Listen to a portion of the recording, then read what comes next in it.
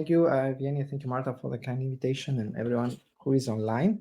So I'll be the title of the session today is a focus on the body. So I'll try to really dig into a specific type of contrast that is very important in body imaging, especially in the context of body oncology, and try to highlight you latest developments in this field. I don't have a lot of connections in this presentation regarding to open source and open science topics, but I hope that we can discuss that at the very end. This is my conflict as I've recently switched institutions. So if we actually someone plots the logarithm of the so-called normalized signal in a diffusion weighted experiment, you will see that, primarily you end up having three regimes: a regime that is at a low b-value that relates mostly to extraction of signal that relates to the microvasculature as one important component for deviating from the mono-exponential decay. Then you have the model regime that you can be used for looking at cellularity concepts and high b-values, especially to look at microstructure, because of course all the tissues we are typically are facing with MR and scanning have high complexity, like they highlighted here, liver microstructure in the organ. So for the presentation today, I will be focusing not in advanced modeling of high b-values or low b-values, but mostly trying to keep the signal model quite reasonable, quite simple, not reasonable, and I really understand the confounders at moderate b-values. So the good thing is that this type of technology, so looking at moderate b-values in the body, is very powerful because it can be used to understand diseases that affect the entire organ, like for instance in the liver, but also can be most importantly used to assess and characterize focal lesions in the context of oncology. This means that you can detect lesions, characterize them, or assess the treatment response. So an example here of a patient undergoing a CT imaging on A and B, C, D, MR imaging.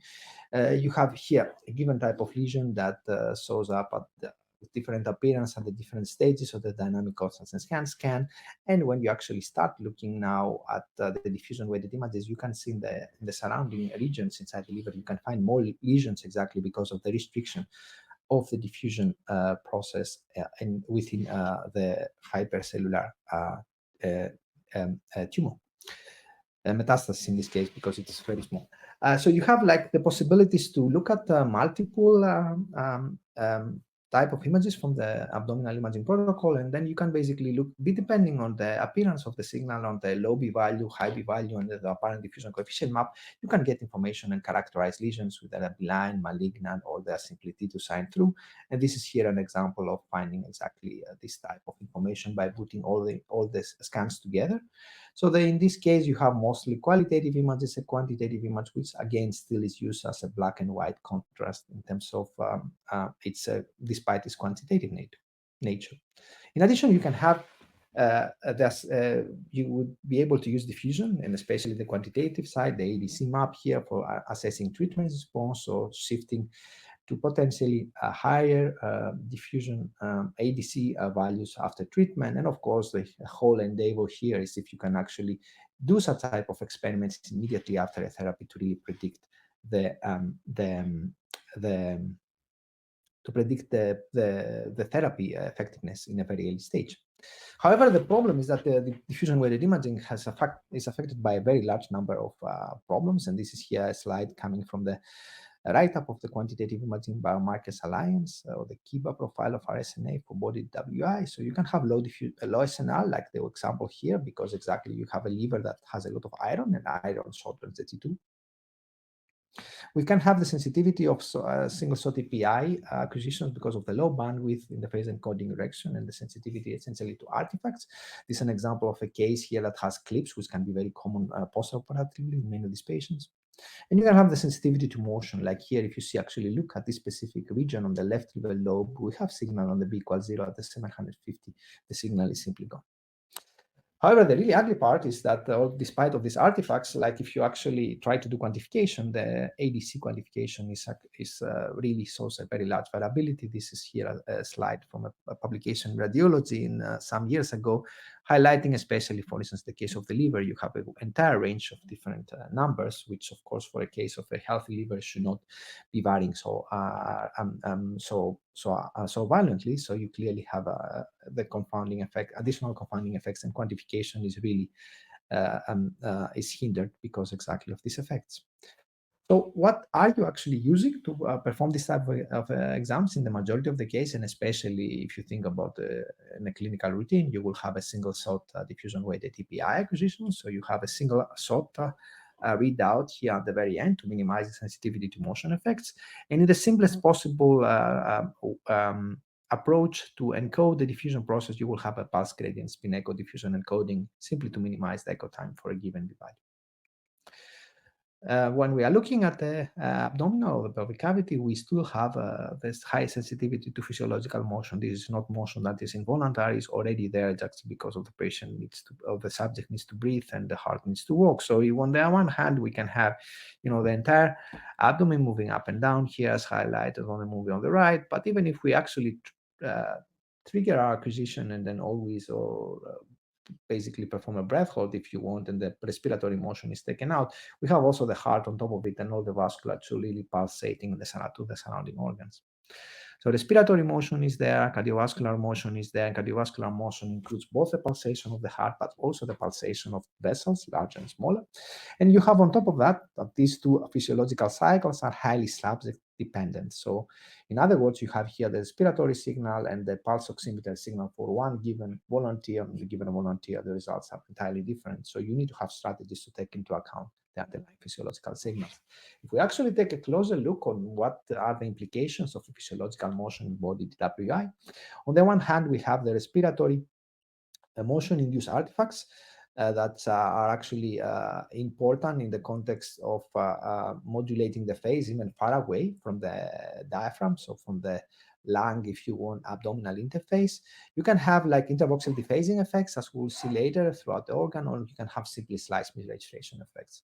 On the other hand, when you start having cardiovascular motion-induced artifacts, which could be more common when you are around to larger vessels like the aorta or being next to the myocardium, you end up having intravoxel dephasing like the left liver lobe problem that I showed you before.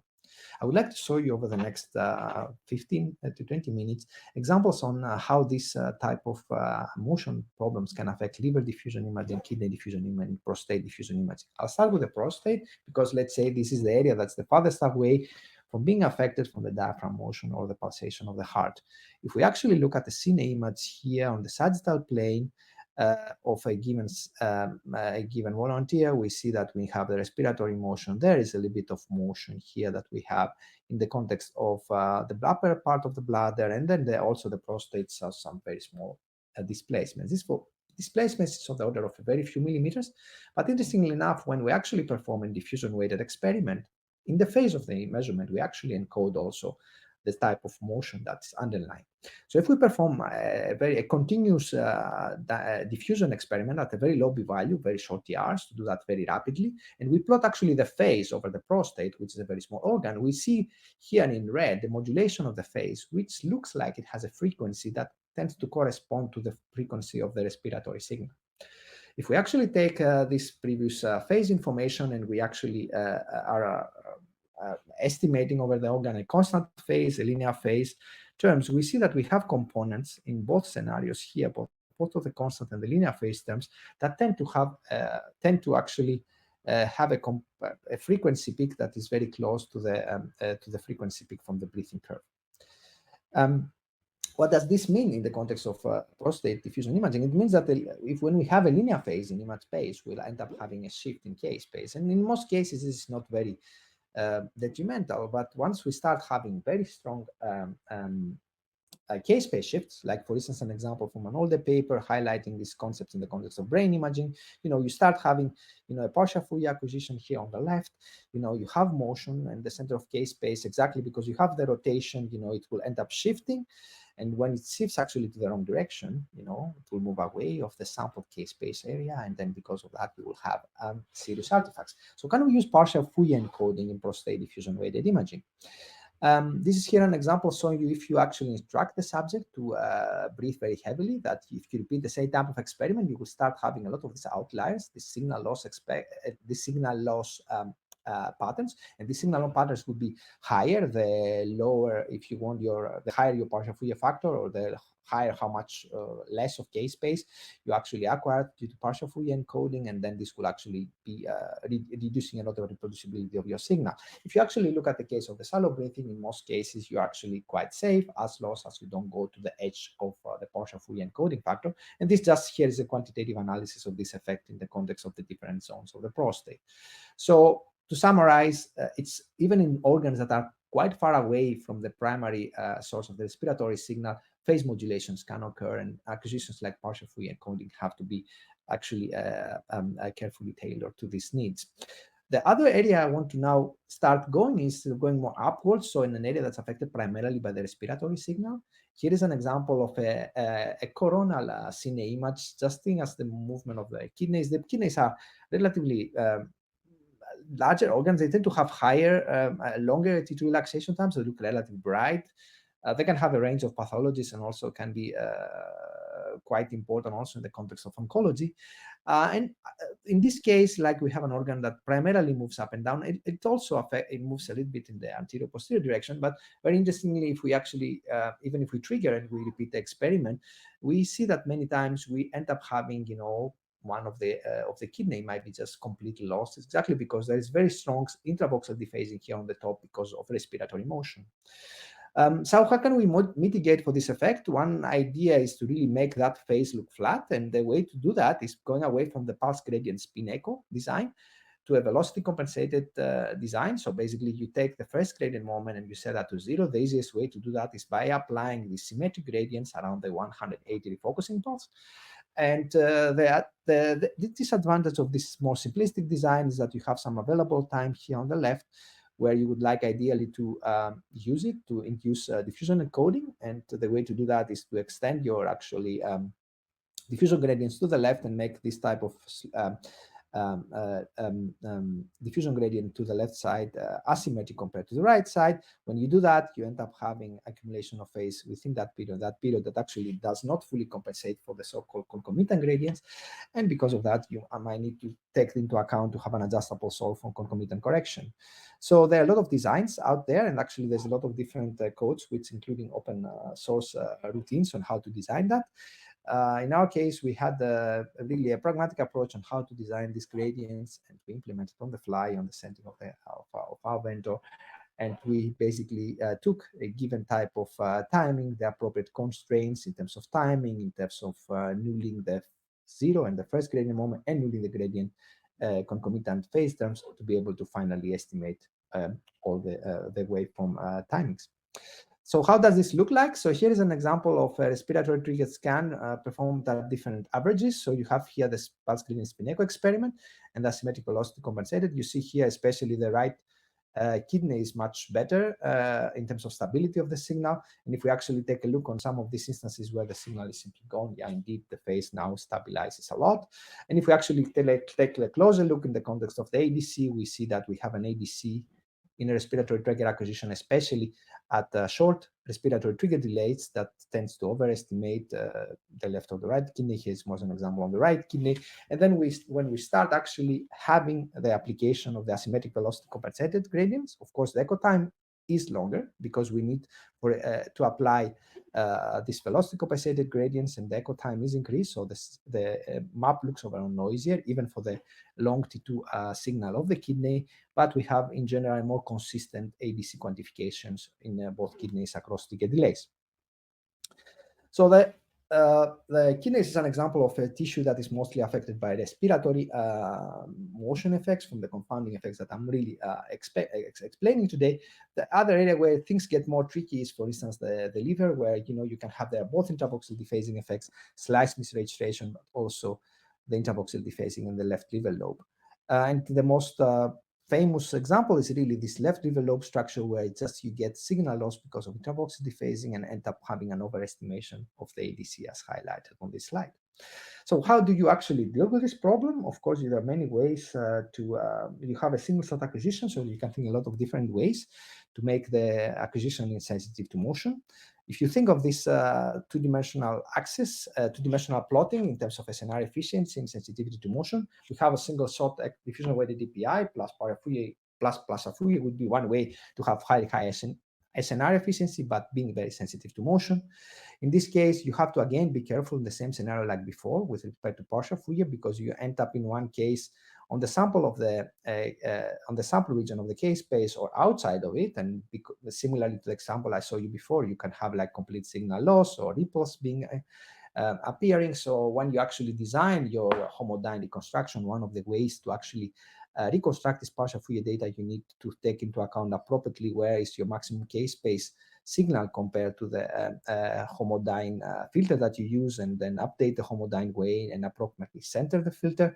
And when you do that, you must have a significant reduction of a lot of these ripple artifacts that you can see quite frequently in body diffusion images that acquire partial Fourier.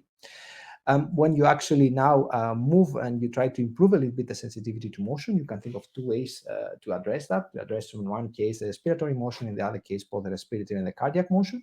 There's been a lot of work trying to perform retrospective gating and data-driven averaging. Here is an example of some of the work that we have been doing, but there is also works a lot by other groups. This is a way to acquiring a lot of data, perform smart averaging. Weighted averaging has been one approach proposed in the literature. This is an approach called by scaling the signal intensity and giving overall here the much better appearance without the need of motion compensation, of course, relying on the fact that you have multiple averages. However, the technique that has been also being exploited is this approach that I mentioned already before in the context of the kidney, is the use of the motion compensated diffusion and coding waveforms. And if we actually take a closer look in this context, in the context of an organ that is highly vascularized, we need to be, in addition, a little bit more careful. So this is the pulse gradient spin echo experiment. And this is the symmetric velocity compensated gradient result. So you can see that, we have a little bit of, quite significant signal loss because of the longer echo time. The liver has a much shorter tissue relaxation time, but also we see a lot of these bright spots that start appearing, and this is a residual vessel signal. And if you want to use this type of sequence for lesion detection, like the example as I showed you before, this is really by far not optimal. It's actually, on the other hand, can really introduce a lot of uncertainty. So what you can do is, of course, you can make the sequence like, reduce a little bit the echo time by incorporating an asymmetric design for the velocity compensated gradients, like the type of design that I showed you before in the context of kidney DWI. But in addition to that, you need to take into account about this very bright vessel signal. So you need to go back and increase a little bit your first gradient moment, your M1. And this type of extra pulse gradient spin echo gradients are actually helping to just make the M1 not equal to 0. So you can keep the design before and go on top and add some additional gradients as highlighted there, especially at lower B values. So here is an example of how this looked like in the context of coronal ADC mapping for the liver. So this is here the liver showing in a coronal slice. This is the two different volunteers. This is the results of the ADC map from the pulse gradient spin echo experiment. You go here to a symmetric velocity compensated gradient design. You have the problem that, things start looking maybe more homogeneous in the sense that you don't have the left to the low problem, but you have a very low SNR and a lot of texture that comes from the vessels. When you start using the asymmetric velocity compensated design, you end up making maybe the signal loss less obvious to some degree, but not fully. And when you actually add the partial velocity compensated gradients, you end up having, in many cases, many of these vessels being reduced, but again, not really fully. So what is currently happening in the literature is that there are many different solutions to this problem, especially in the context of liver imaging, where we have both the effect of respiratory and cardiac motion. A respiratory motion is usually handled by the need of applying some type of respiratory triggering or gating to acquisition. But for the cardiac signal, it's I think an ongoing, or the cardiac, the pulsation induced by the cardiovascular signal is an ongoing research on what is optimally to do in this case. And the tendency is to combine some of these concepts that I highlighted before. This work here from the group of, on the left is from the group in the US, from the group of Diego Hernando. On the right is from the group of Frederick Laun and Langen.